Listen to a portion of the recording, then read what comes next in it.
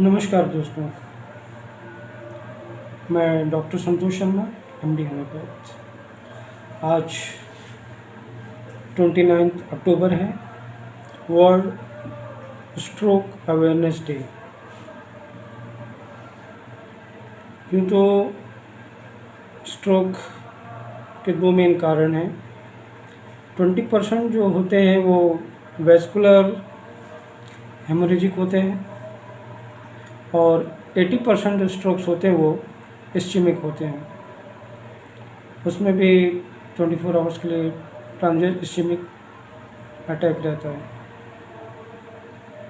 इस साल का जो थीम मिला है स्ट्रोक डे पे वो है every minute counts, prevent permanent damage to brain. अब हम लोग को सबसे मेन यही कि हम कैसे जानेंगे कि हमें स्ट्रोक लगा है।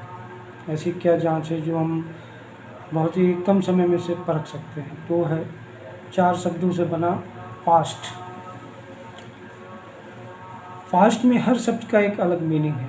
जैसे एफ का मतलब होता है आपके किसी भी चेहरे में, चाहे तो राइट साइड या लेफ्ट साइड, सुन्नपन हो जाना या ढीलापन पड़ जाना। ए से आर्म वीकनेस, यानी आपकी बाँह दाहिने या बाएं किसी में सुन्नपन आ जाएगा अचानक। एस से स्पीच डिफ़िकल्टी, मतलब व्यक्ति बोल नहीं पाएगा, ढंग से अपनी बातों को कह नहीं पाएगा, हम उसकी बात समझ नहीं सकते। और जब ये तीनों चीज़ें कोइंसिडेंटली एक साथ होती हैं कि फेस में एक तरफ खिंच जाना, आर्म में सुन्नपन, स्पीच में थोड़ा सा स्लर्ड या रुतलाना या डिफ़िकल्टी होना, तो हमें ऐसे समय में तुरंत अपने समय को ध्यान देते हुए इमरजेंसी नंबर को डायल करना चाहिए, जो कि 911 है। तो फास्ट ये 4 शब्दों से बना है इमरजेंसी कोटेशन। अब हम रिस्क फैक्टर कैसे जानेंगे, क्या क्या रिस्क फैक्टर होते हैं स्ट्रोक के और उससे हम कैसे बचाव कर सकते हैं। तो उसके लिए ज़रूरी है कि हम अपने पैरामीटर्स पे बराबर ध्यान दें। अगर बीपी है तो बीपी हमें हमेशा मेंटेन करके चलें। अगर बीपी शूटअप करता है तो स्ट्रोक के पूरे चांसेस हो सकते हैं। High BP, sugar, diabetic patients आज भारत में बहुत मात्रा में है, तो हमें अपने शुगर लेवल मेंटेन रखना चाहिए, समय समय पर उसकी जांच करानी चाहिए। ये 2 रिस्क फैक्टर्स। इसके साथ साथ स्मोकिंग, अगर आप धूम्रपान का सेवन कर रहे हैं तो बचिए।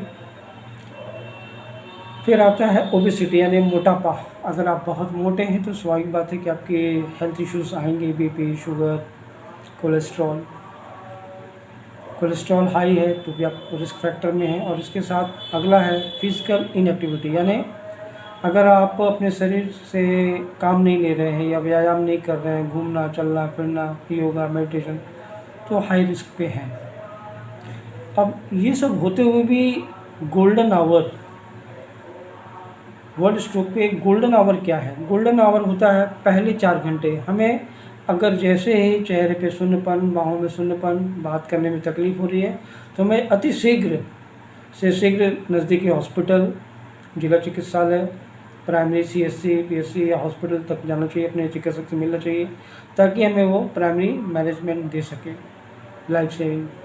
और अगर वो प्राइमरी मिलता है तो ब्रेन डैमेजेस को रोका जा सकता है, इसलिए इसे गोल्डन आवर बोला गया है। इन सब के साथ साथ अब आता है कि हम अल्टरनेटिव थेरेपी, जैसे कि होम्योपैथ, मैं एक होम्योपैथ डॉक्टर हूँ।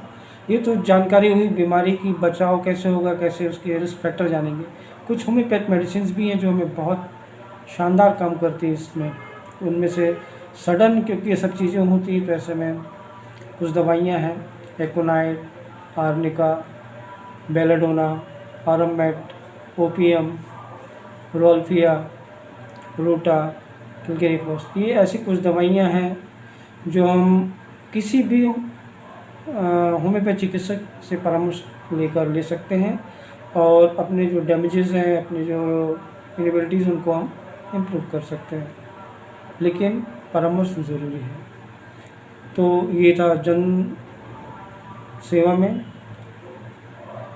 और इसी के साथ जब कभी भी अगर किसी को ऐसी समस्याएं आती तो आपस में मदद ज़रूर करें। मैं doctor Santosh Sharma, MD homeopath. World stroke day awareness day 29 October. धन्यवाद।